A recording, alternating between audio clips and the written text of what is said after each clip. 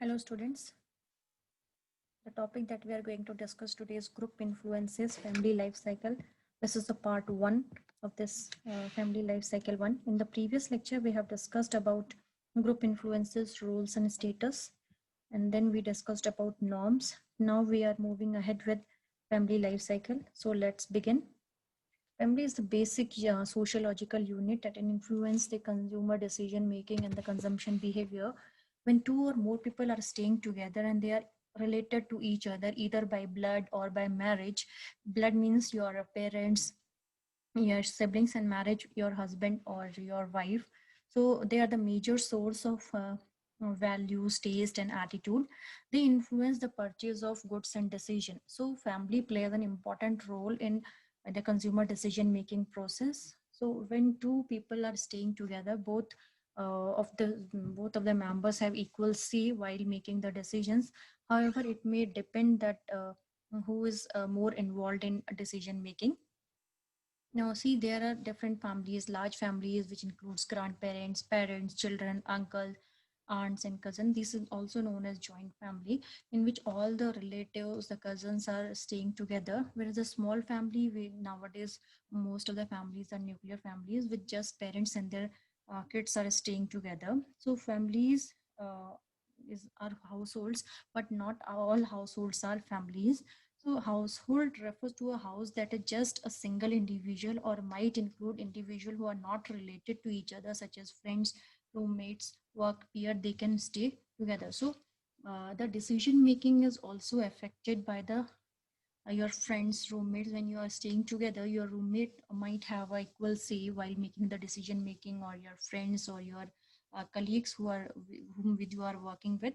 So they also affect the consumer decision making process, and that determine the consumer behavior. So now the types of families. There are mainly three types of families. First, the married couple, the nuclear family, and the extended family. Married couple family means the husband and wife, generally the representative of couples who recently got married. Only two of them are living together. They are not they are yet to start their family. They are just married. So this is married couple, means only two-person are living there. In nuclear family means husband, wife, and then their children are staying together. Then the extended family means nuclear family, that husband, wife, children plus grandparent or aunts and uncles are staying together. So married means simple two. Then nuclear means their kids are also there. In extended one, their grandparents, uncle and aunts are also staying together. Family is a social unit, and it is an important factor for marketers to identify do that what who are the main influencers while making the decision making.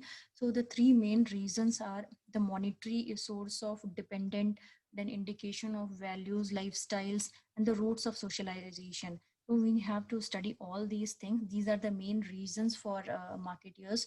They have to they have to look for it. So first we will look for monetary source.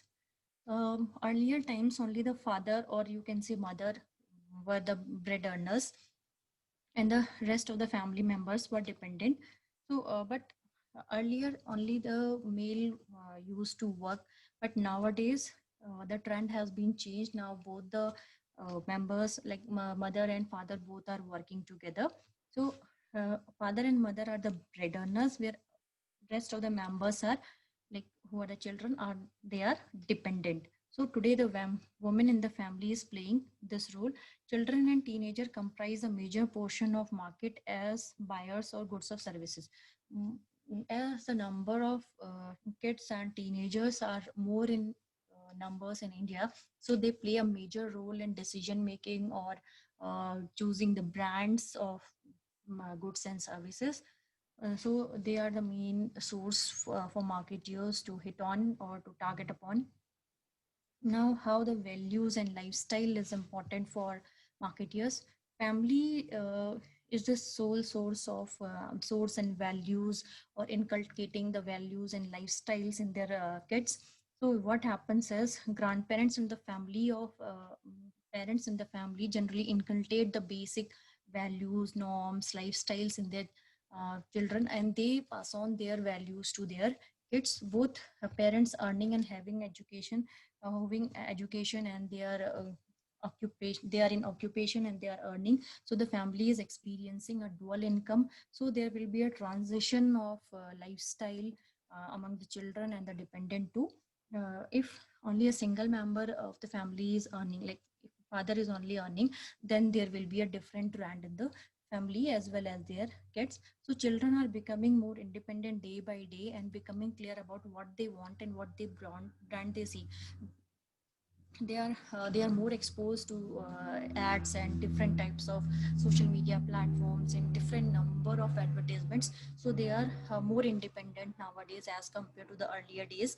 So people are also time constrained, as most both the husband and wife are working together, so they have time foundation is there, so they are finding easy ways to search things. So there is an emergence of products and services that are easily available in the market and which are convenient to use, and they are free from hassles.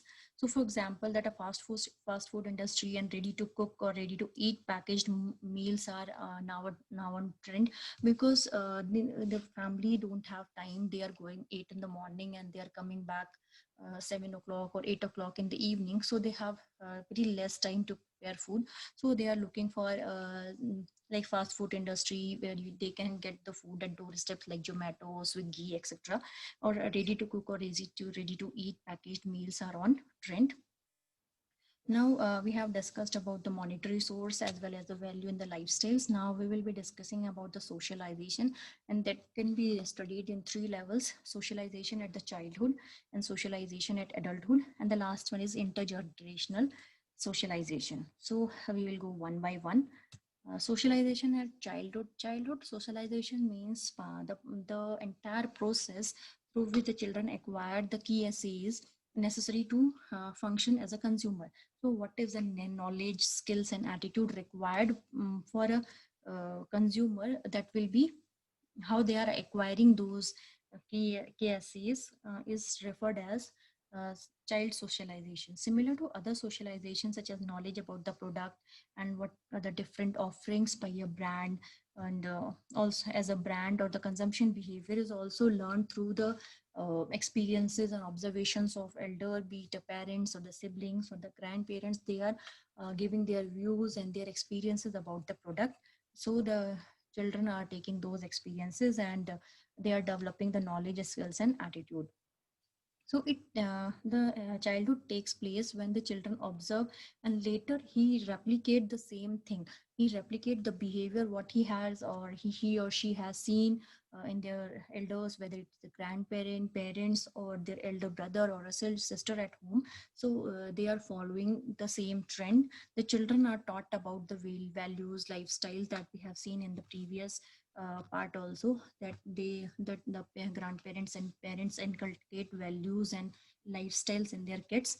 So uh, they learn this through direct instructions or communication, or indirectly through by observing their behavior at home, and they replicate the behavior they are awarded, and the behavior get reinforced once they copy their parents or grandparents or siblings, and their experience results into good experience again, so that will be repeated.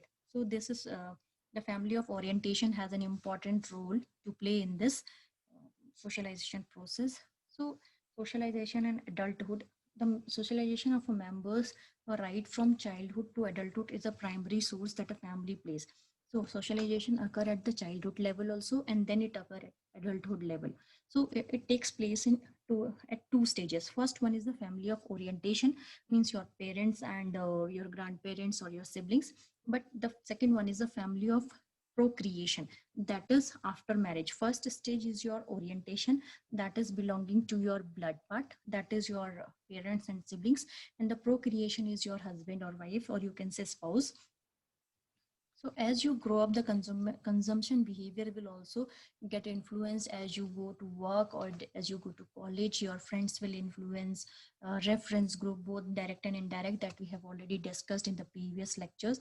So the process of socialization helps in adopting various shopping and buying skills of related to various products and services, and also brands at the dealers, outlets, and stores. So the socialization process is very helpful in making the purchase decision process. Suppose your friend purchase one laptop brand, so he will give you reviews about those particular brand. If he is very well satisfied with that particular product, you will also buy the same product if you have need. So that in that way it is going to affect your purchase decision. Now socialization at adulthood, I am giving a short points so that it will be easier for you to understand. See, socialization is not get restricted to childhood also. It also moves, I have one stage ahead, that is adulthood. It extends throughout your life. It is an ongoing process. As you grow up, you interact with your friends, colleagues, and your peers, then you get influenced by their behavior. As I gave the example of laptop, after he gets married, he again starts a household, and his consumption pattern will impacted by the behavior or the experiences of spouse. As the newly married couple begins to settle down as a household, they make adjustment with each other, because both are coming from different families, so they might have different values, different norms, different lifestyles, and different modes of behavior. So these are affecting the decision making process when both are taking the decision. So lifestyles, values of both the members are affecting the purchase decision. They make adjust, and they adapt themselves, and there might be at times when they have dissonance, so they have to resolve those, and they have to respect their likes and dislikes, and including the preference for product and services. There might be a chance one person is liking the product, another is not liking, so they have to make adjustment and adapt themselves. Once they have kid, they have to they begin to impact, and they are impacted by them. So what happens, we think like children are getting impacted by the parents, but the reverse is also true. Both of them are impacted. So the family of, just like the family of orientation, the family of procreation also play an important role in decision making. Now intergenerational socialization, like values, lifestyles, and the behavior get transformed from one generation to another. So do preferences of product and services as also brands. So what happens, the grandparents transfer their values, lifestyles, norms, values to their kids, and like our parents, and they are transferring to their kids. So generation wise they are passing on the values and lifestyles. So in the similar way, the preferences will also uh, transfer from generation to generation. We often see that the people prefer certain brands just because their parents or grandparents followed those brands, or they preferred, they bought those brands, and they got positive feedback, so they simply follow those brands. Products and brand loyalty was are also preferences that gets transformed from one generation to another. So this type of this socialization is referred as intergenerational, because these are passing from one generation to another. The preferences are also transferring from one generation to another, grandparents to parents, and then to kids. So thank you. This is all for today's lecture.